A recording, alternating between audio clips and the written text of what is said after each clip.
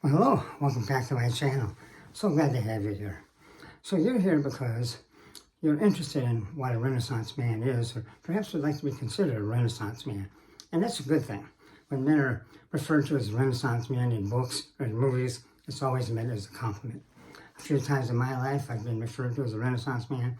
It was meant as a compliment. So I'm hoping that the information that you get in this channel, on this channel, will help you reach that goal of the image, the ideal image of a Renaissance man.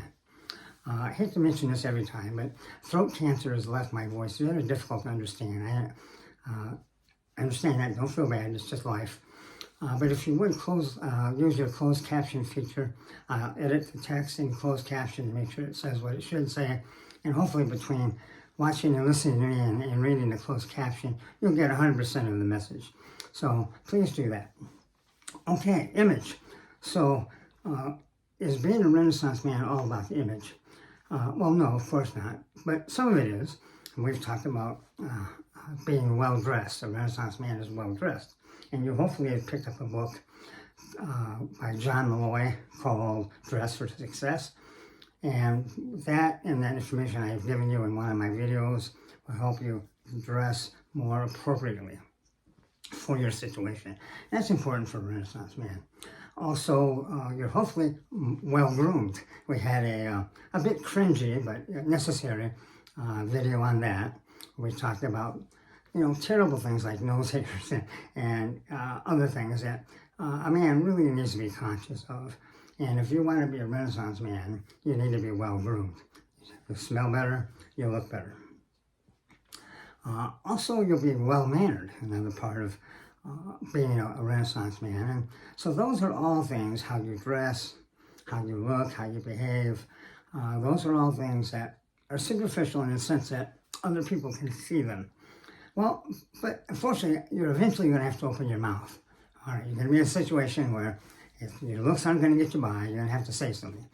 And that can be a dead giveaway. So I would like to talk today a little bit about vocabulary.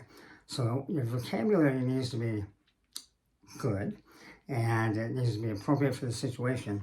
But let's talk about a few techniques that you might use to improve your vocabulary. So I am a native English-speaking person, and so I've been speaking English all my life.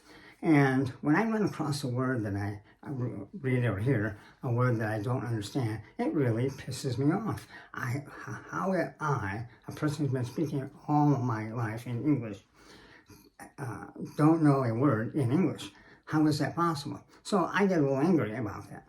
So what that motivates me to do is to find out what that word means. So if I hear a word in conversation, or if I read a word, I will make a note of that, mental note, sometimes a physical note, and I will sometime later that day, before I go to sleep, I'll make sure I know what that word is. I will look it up in the dictionary, by golly, and I'll get a definition for the word so that I know what the word is. And then I'll try to use it in a conversation shortly after that, so it becomes really part of my lexicon. So that's one thing you might want to do. Come across a word that you don't understand, go ahead and look it up, and find a definition and find out how to use it and try to use it in conversation. All right, word games are really good for this too. So Scrabble, words with friends, word games are very good. They help you improve your vocabulary. Of course, with your phone, you can use Google Dictionary. And another technique besides looking up words that you may not understand will be to pick a word every day that you don't know. You open up your dictionary, start with A's, scroll down till you see a word that you don't know what it means. Write that down, maybe write down the definition, go over that in your mind a few times, get it memorized. And the next day, maybe you go to the B's, and then the C's the day after. So get through the dictionary that way, start again at the A's, pick a different word. So if you learn a new word every day, oh my goodness, that's really going to increase your vocabulary.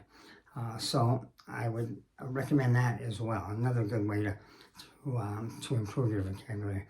Now, you're always going to be in situations where the vocabulary being used is something that's a little foreign to you. If I am at a meeting and there's a bunch of doctors in the room, they're going to be using terms that I don't understand. that's not so bad. I'm not a doctor. They know I'm not a doctor, so it's really not that bad. Or a room full of lawyers. Oh my goodness, a room full of lawyers.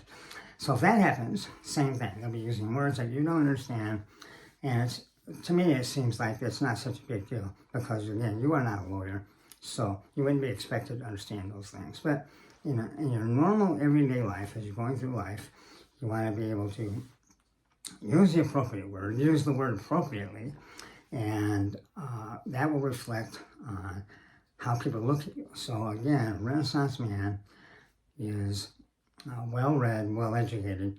That's one sign of being well-read and well-educated, is have a wide, varied vocabulary. So I'd like you to work on that for me before our next video.